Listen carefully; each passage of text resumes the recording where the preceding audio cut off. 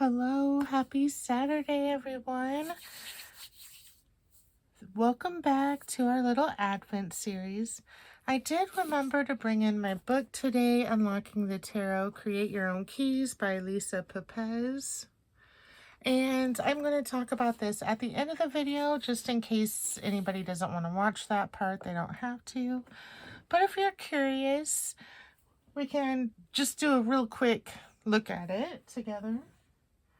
But let's go ahead and pick a card or look at our next card for today. Today's day 7. Yuletide Ritual. Create a quiet space for the ritual. Brew a warm, comforting tea with spices like cinnamon, cloves, peppermint, and orange peel. As you sip, envision the warmth filling you with joy and light. Journal what you wish to release and invite into your life. Beautiful. And let's find day number 7. I should have found day number 7 before I started filming, but I forgot. Let's see. Found it. Day number 7. And we have some orange slices on our little button. And I love this because I can reuse these bags. I can reuse these buttons. These are great bags. Let's see what we got. I'm so excited. Let's move our little crystal tree towards the top here.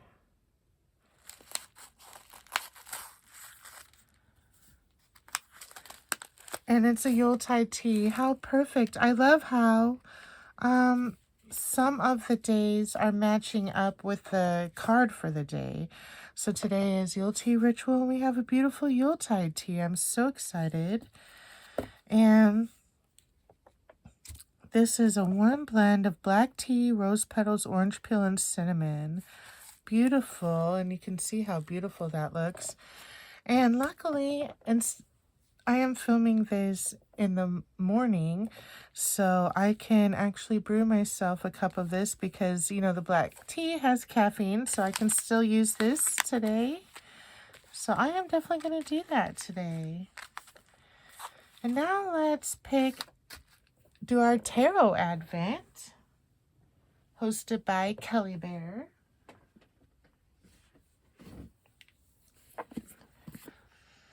I'm wearing the oil, the ritual oil that we got the other day.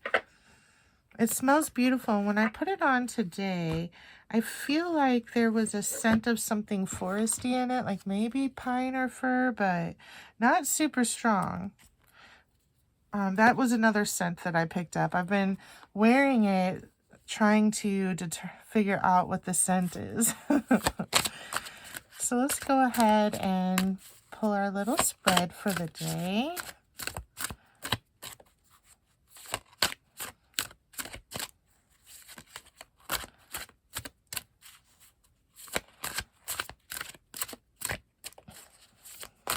Okay, I'm going to pause it for you. All right, I am back. I've got my cards. I got the beautiful Empress. And our crystal for the Empress is rhodonite. And our affirmation is, I create what I choose naturally and with joy. Yes, that's beautiful. I love this card. The artwork on this deck is just so beautiful. And I have the Temperance card, which I love. It's a card I used to get a lot. And I love the purple iris because they remind me of my grandpa. Purple iris was his favorite flower.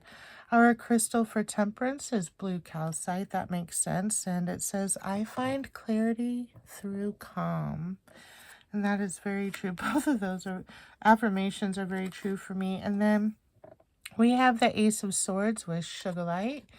And it says, I am ready for a breakthrough to success. Yes, I am. Yes, I am. Another beautiful reading today. I love it. And let's go ahead and talk about the book. I'm going to set these cards aside.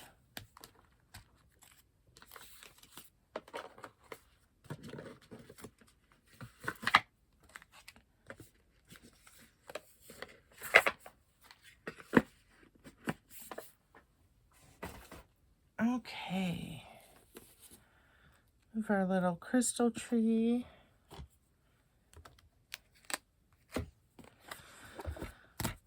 So I got this book because I thought it would be really amazing to help me unlock the tarot in my own mind.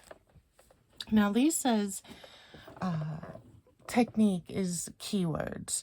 And some people, you know, don't like keywords because they feel like the cards have more than just one meaning. And so a keyword really boxes you in. But Lisa's technique is using the keyword to help you remember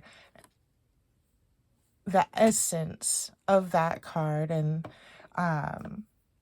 also, she gives you her keywords, but she inspires you to come up with your own keywords, because when you come up with your own, that really helps you remember that card. And as you continue growing and learning, you can add layers and layers and layers, but that keyword will always kind of, in a sense, unlock in your mind what the essence of that card is, which is beautiful. So let's take a look. We have our foreword written by Barbara Moore, who is somebody that Lisa has really, I don't know if you say looked up to, or just really learned a lot from over time. She has her introduction where she talks about how she came to tarot and YouTube, and the supplies you'll need is a tarot deck that you don't mind writing on. So an inexpensive deck, or a deck that maybe you have an extra of for some reason or another. But also, you do want it to be a deck you connect with. And for her style, she's working with Rider-Waite-Smith style deck. Pamela Coleman Smith. And then you want a marker or pen to be able to write your keyword on your card, and then a journal. Whoop. Knocking over stuff. She talks about the first tarot reading she received. I love this. She goes over common misconceptions like your first deck has to be a gift, or you must be born, you know, just all common misconceptions where tarot is concerned. And then we get into about the keywords. Let's see. A keyword is exactly what it sounds like it is. It's a word that acts like a key to unlock a broader meaning. This quality makes the single keyword method of learning the tarot incredibly powerful. Imagine standing at the seaside. Your toes dig into the sand. The wind whips around you and through your hair. The waves lap peacefully nearby. Choose a word to capture this feeling. Some words that immediately come to mind for me are freedom, peace, calm, home, or bliss. I'll choose the word bliss. Picture this exact scene on a card. Written on the bottom of that card is the single word that you chose. Then imagine pulling this card in answer to the question, what should I focus on today? This card with that single word has the solution for you. What is it telling you? My word was bliss, so I might see that card draw as a reminder that today I should do something that helps me tap into bliss, or that I should look for small moments of bliss during an otherwise hectic day. What answer would you get from your word? So that's just an excerpt from the book to help you understand where she's going with this idea. And then she goes over the Fool's Journey. She talks about 3 cards that are commonly harder to learn the differences between. So we have the Devil, the Tower, and Death. They have very similar energies, but they are different. And she does point out those differences here to help you really get a grasp of that. And she goes over archetypes. And then we get into the actual cards. So here we've got the Fool. She tells you her keyword. She talks about the Fool and what it means to help you get an idea, especially if you're brand new, of the essence of the Fool, so that you can then come up with your own keyword. What does that essence mean to you? When you think of the Fool, what do you think of? What is that essence? And then you come up with a word and you write that down on your card. And she also gives you a few other options, and then we move on to the next card. For me, I don't know, when I think of the Fool, I think of my brother and my son. When they both left home, they were just full of fearless enthusiasm. Now, I know that's 2 words, but that's what I think of when I think of the Fool, because when I think of the Fool, I think of them. When they left home, ready to begin the next chapter of their lives, they were full of enthusiasm, but they were very fearless too. You know, they weren't thinking about all the possibilities and, things that can go wrong and all that. They were hopeful and enthusiastic about what life was going to bring them. So for me personally, I decided to go with fearless enthusiasm, even though that is 2 words, but I really associate that. And then we go through all of the cards. And I think also, let me go back here. Yeah.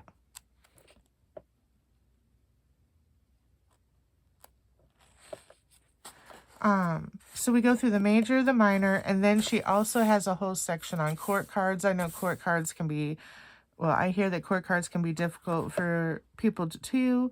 So court cards have their own sections. So we have major arcana, minor arcana, and court cards.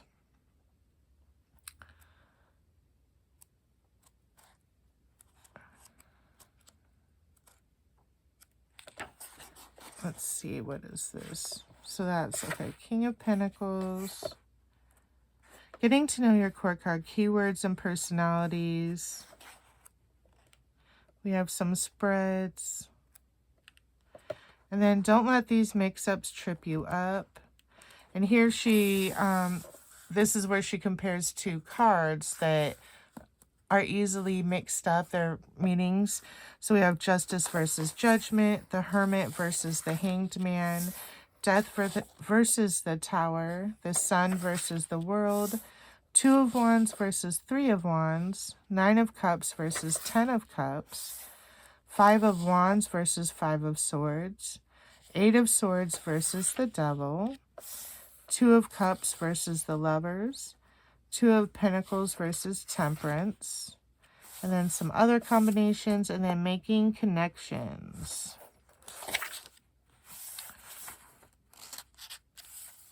And we go through that. What they all have in common.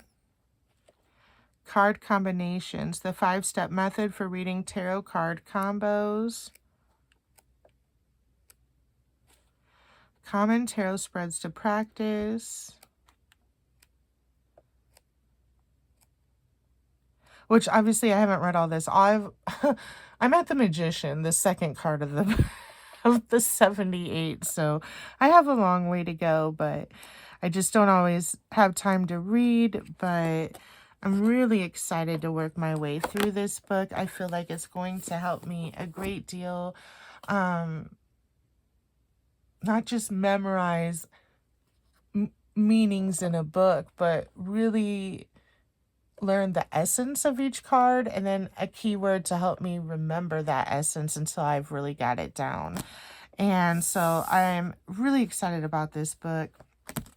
So yeah, I just wanted to share that with you. Someone did ask if I could share it, and I'm happy to, because, you might be something that you'd really love to get. I actually got the book like half off for $10 on Llewellyn, I believe. So I don't know if that sale is still going, but you might want to check that out. It was either Hay House or Llewellyn. I can't remember which one. Oh, okay, here we go. It was Llewellyn. So it's a brand new book that just came out. It's $21.99 in the US. I think it's like $20 on Amazon, but I was able to get it for $10 during Llewellyn's sale, so definitely check that out. Hopefully that sale is still going if this is a book that you're interested in. And thanks for sticking around today, guys. I hope you have a beautiful weekend, and I'll see you tomorrow. Bye.